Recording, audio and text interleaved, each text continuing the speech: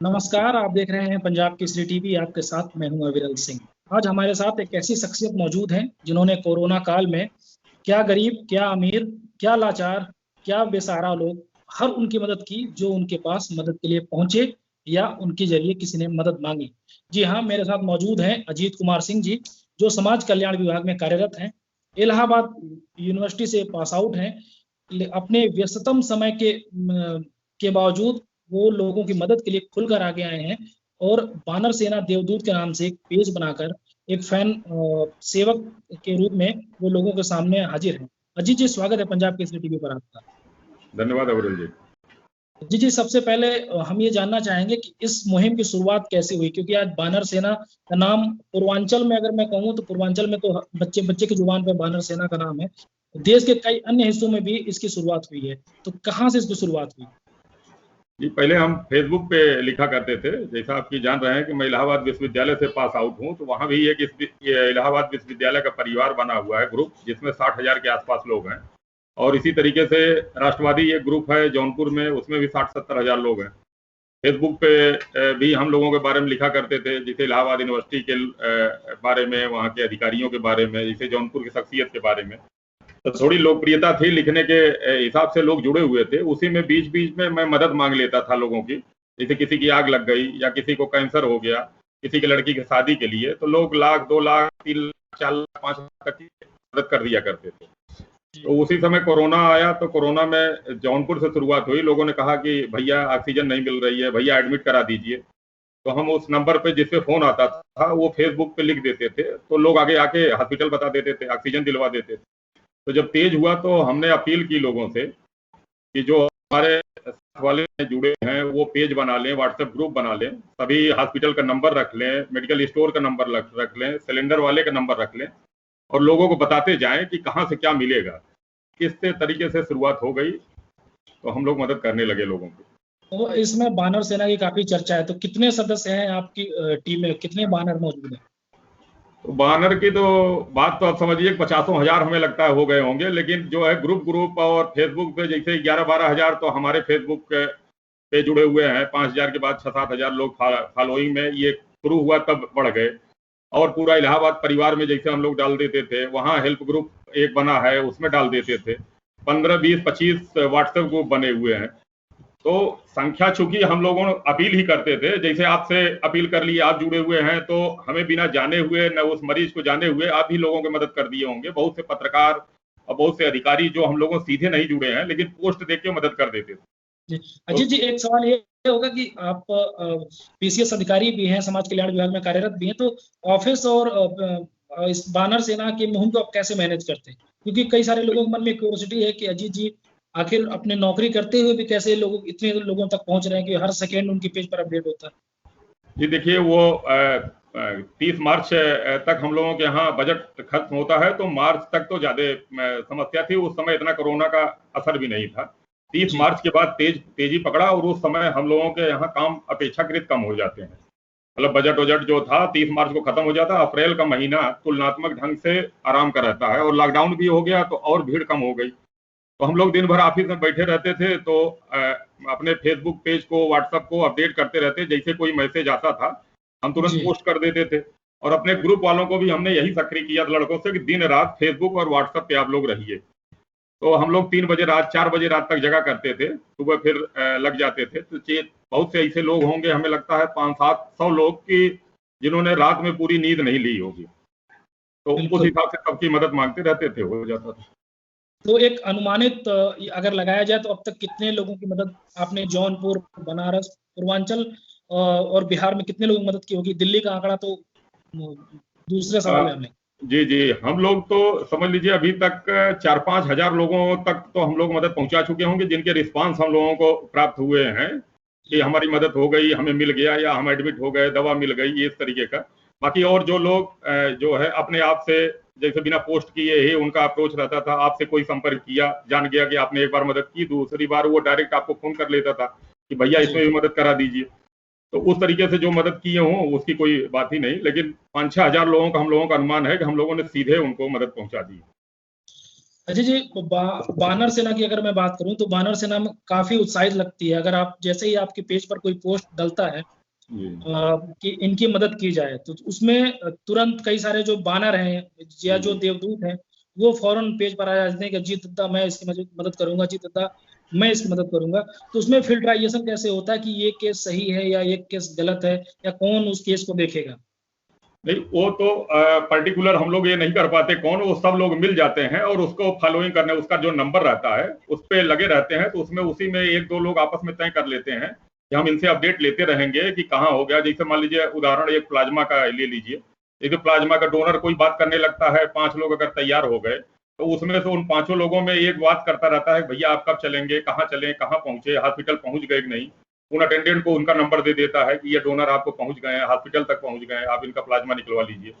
इसी तरीके से जब वो बहुत भीड़ थी, हॉस्पिटल नहीं मिल रहा था, तो फिर कोई एक आदमी देता था कि इस हॉस्पिटल में हमारी बात हो गई है, ये संपर्क सूत्र हैं हॉस्पिटल वालों को, इनसे आप संपर्क करिए हमारा नाम बता के। तो दूसरा आदमी दोनों लोगों से कनेक्ट हो जाता था कि पेशेंट से और उस हॉस्पिटल वाले से। जब तक वो पेशेंट वहां पहुंच जाए, एडमिट हो जाए, तो अपडेट कर देता था कि ये हॉस्पिटलाइज हो गए हैं।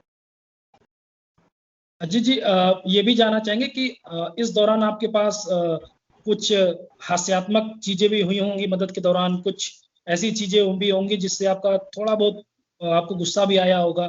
कहीं कहीं ऐसा होता है कि मदद नहीं पहुंचती है, कुछ मनोबल भी टूटता है। तो क्या कुछ ऐसे किस्से भी हैं जहां आपको ऐसा लगा हो कि यार ये मैं क्या कर रहा हूँ?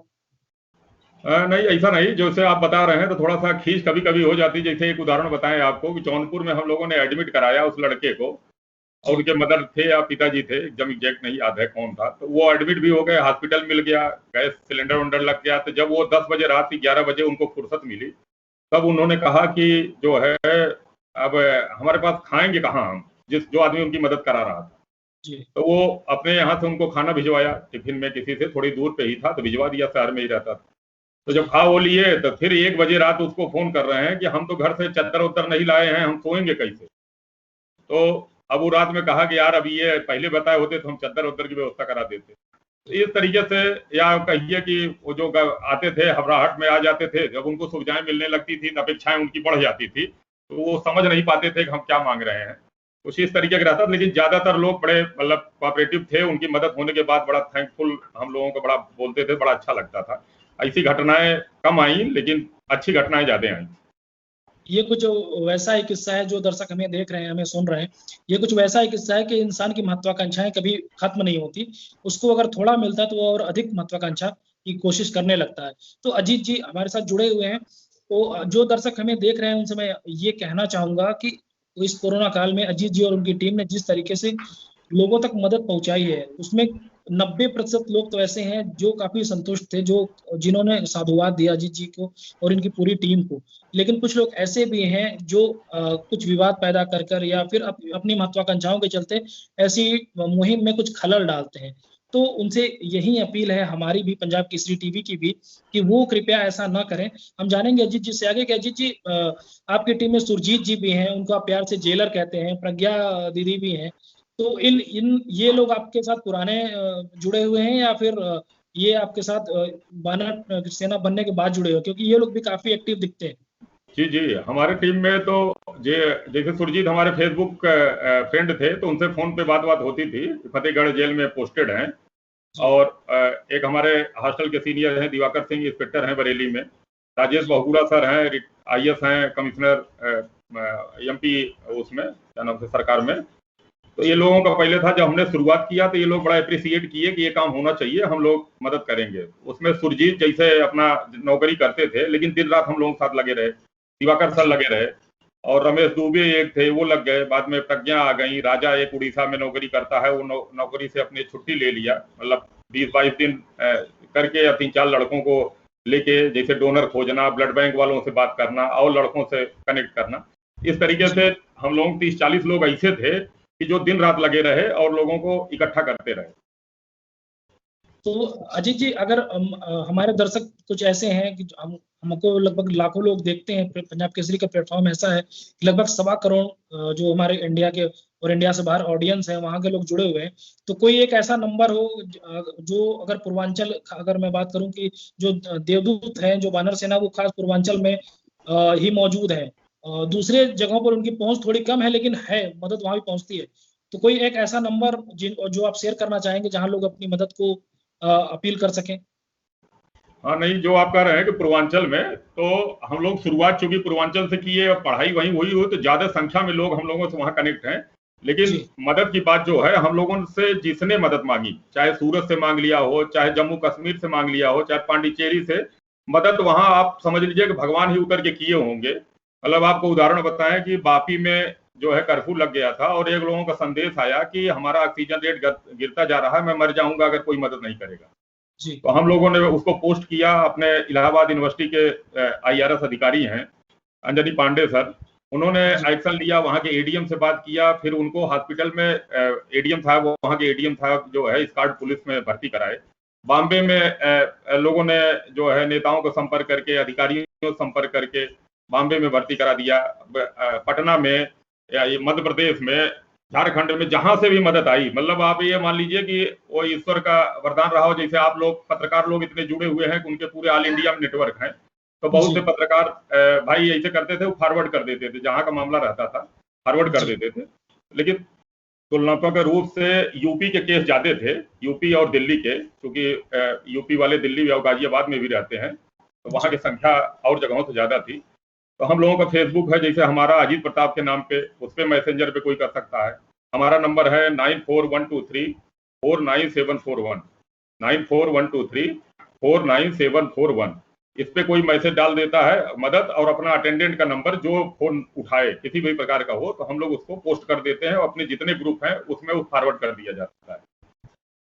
अजीत, जो भी हमारे दर्शक हमको देख रहे हैं, उनको मैं ये भी बता दूं कि अजीत सर जो हैं, उनको कई सारे लोग, मतलब बानर देवदूत जो है वो सोनू सूद का दूसरा रूप भी कहने लगे हैं। और ये आमतौर पे प्रचलित भी हो गया है कि जिस तरीके से मुंबई में सोनू सूद के पास अगर कोई ट्विटर पे टैग करके कोई मदद मांगता है, तो उसको ऑक्सीजन, दवाई, एयरलिफ्ट जैसी तमाम सुविधाएं मिलती हैं। वैसे ही अजीत सर के पेज पर अगर कोई उनको व्हाट्सअप करता है या फेसबुक पे मैसेज करता है, तो तुरंत ही उनको मदद के लिए कोशिश की जाने लगती है। और उनको जहां तक 99% 99% उनको मदद मिलती ही मिलती है। तो अजीत सर को भी लोग सोनू सूद का दूसरा रूप कहने लगे हैं। हालांकि अजीत सर कहते हैं कि मुझे सोनू सूद नहीं कहो भाई, वो बड़े आदमी। लेकिन अजीत सर, मैं तो यही कहूंगा, जो हमारी ऑर्गेनाइजेशन भी हमारा यही कहता है कि अजीत सर जो है वो सोनू सूद से कम नहीं है। उन्होंने इस आपदा में हजारों लोगों की मदद की है, ऑक्सीजन से लेकर, दवाई से लेकर, बेड दिलाने से लेकर, हर एक मदद अजीत सर ने की है। अजीत सर, ये भी जानूंगा कि जो ऑक्सीजन की अभी पीछे बहुत सारी कालाबाजारी हो रही थी, अब लोगों को ऑक्सीजन और वेंटिलेटर की जरूरत थी, उस समय कैसे मैनेज किया आपने? क्योंकि ऑक्सीजन तो कहीं बहुत सारे लोगों को मिल नहीं रही थी। अगर ऑक्सीजन सिलेंडर मिलता था तो उसपे जो कंट्रोलर मशीन होती है वो नहीं मिल रहा था। तो अगर ऑक्सीजन सिलेंडर है तो वो रिफिल नहीं हो रहा था। ऐसे में इन सारी चीजों को कैसे मैनेज किया आपने? नहीं, ऐसे में हम लोग सीधे एजेंसी वालों से बात करते थे, उन्हें अनुरोध करते थे। जैसे आपको उदाहरण बताएं एक, कि आजमगढ़ में एक सिंह ऑक्सीजन एजेंसी है। तो शुरुआती दौर में जब समस्या आने लगी तो लाइन, लंबी लंबी लाइन रहती थी और लोगों को पता दूर से बता दिया जाता ऑक्सीजन नहीं, ऑक्सीजन नहीं है।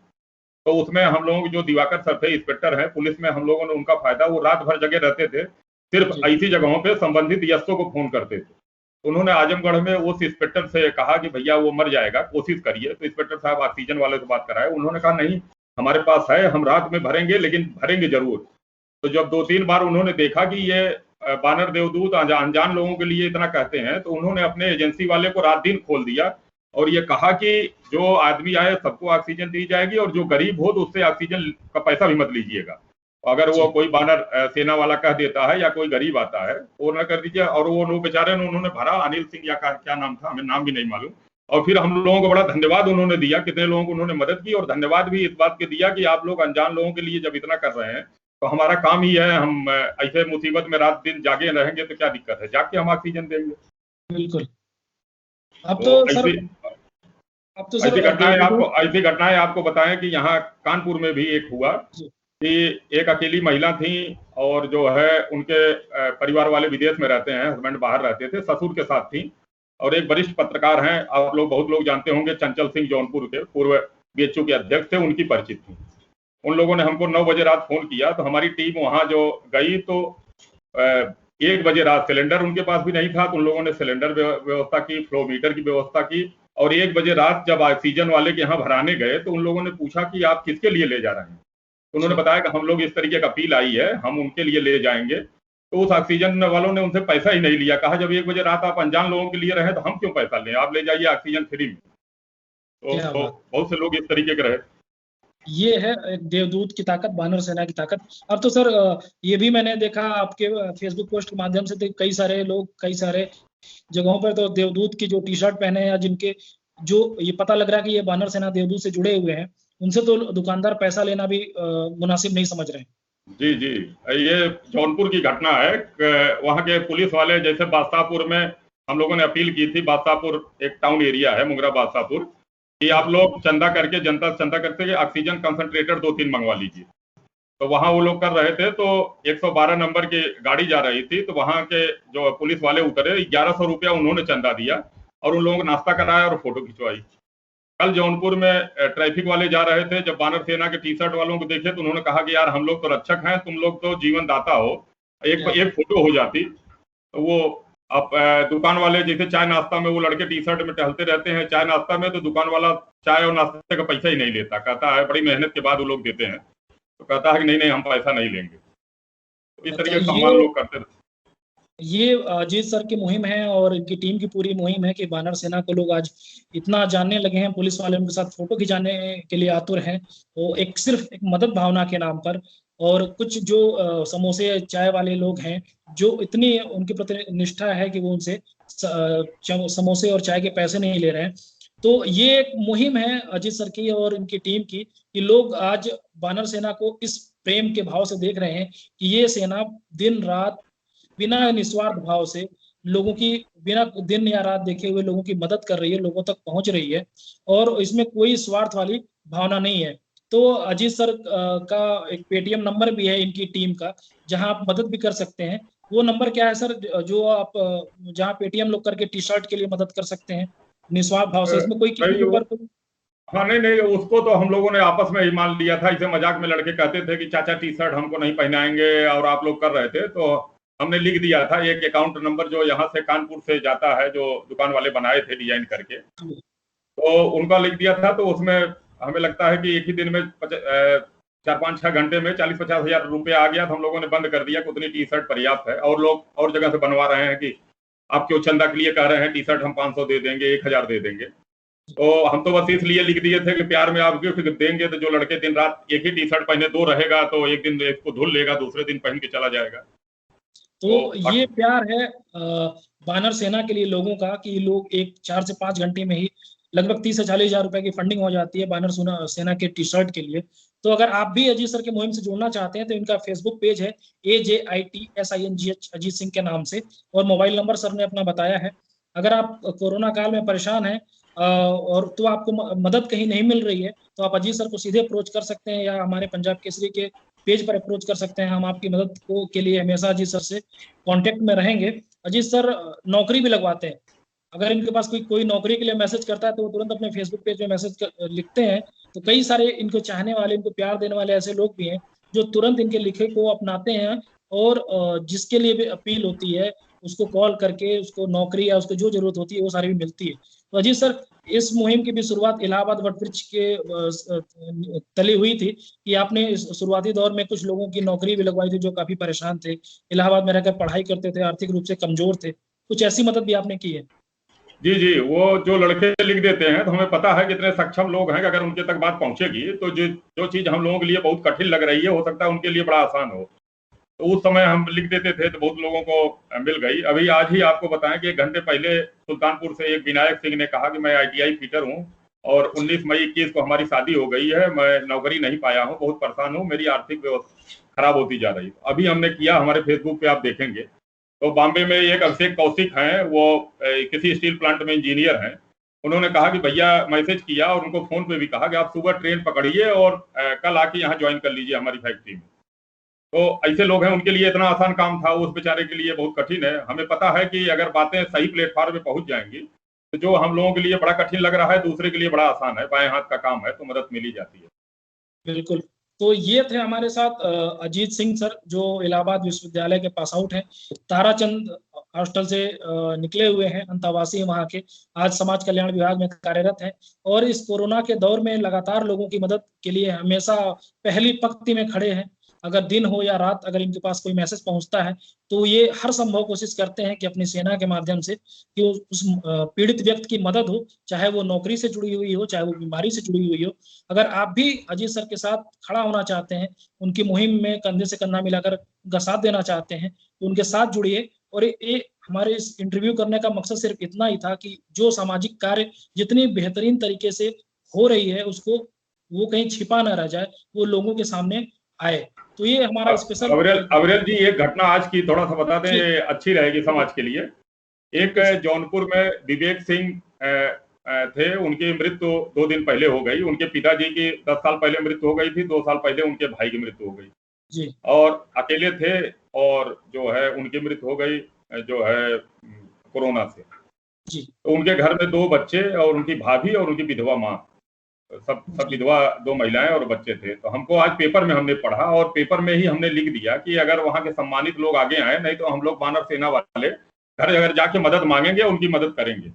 शाम तक समझ लीजिए कि उस क्षेत्र के मतलब जनता में इस तरीके का रहता है कि बातें पहुंच जाए तो किस तरीके के लोग मदद करने वाले आते हैं। पूर्व विधायक जी थे बाबा दुबे, उन्होंने कहा कि हम 1 लाख रुपए देंगे, और जो है विवेक राजा, विनय सिंह और ये लोगों ने मतलब 4 लाख रुपए की व्यवस्था सुबह से शुरू हुई और शाम तक मतलब उनके पास हो गई, और लगातार लोग लगे हुए हैं। हमारे ये कहने का मतलब है, समाज में अगर कोई कष्ट में है, उसकी बात समाज के सामने रखा जाएगा, तो हम लोगों को अपने पास से देने की जरूरत नहीं है। जैसे आपने कहा सोनू सूद, तो सोनू सूद तो अपने पास से पैसा देते हैं। हम लोगों में ये है कि हम सोनू सूद दूसरे को बना देते हैं। जैसे आपसे अप्रोच किए कि अविरल भाई आप ये मदद कर दीजिए, तो सोनू सूद वाला आत्मा आपके अंदर चली गई, आपने मदद कर दिया। तो हमारा काम सिर्फ सामाजिक सरोकार, एक दूसरे से मिलजुल कर जो भी पीड़ित या जो भी शोषित लोग हैं उनकी मदद करना, कि उनकी मदद हो जाए, चाहे वो आर्थिक रूप से हो, चाहे वो मानसिक रूप से, किसी भी रूप में। जी जी। तो ये समाज में ऐसे लोग हैं कि अगर उनके पास पीड़ा सही तरीके से पहुंच जाती है तो मदद करने वाले देवदूत अपने आप निकल आते हैं। बिल्कुल।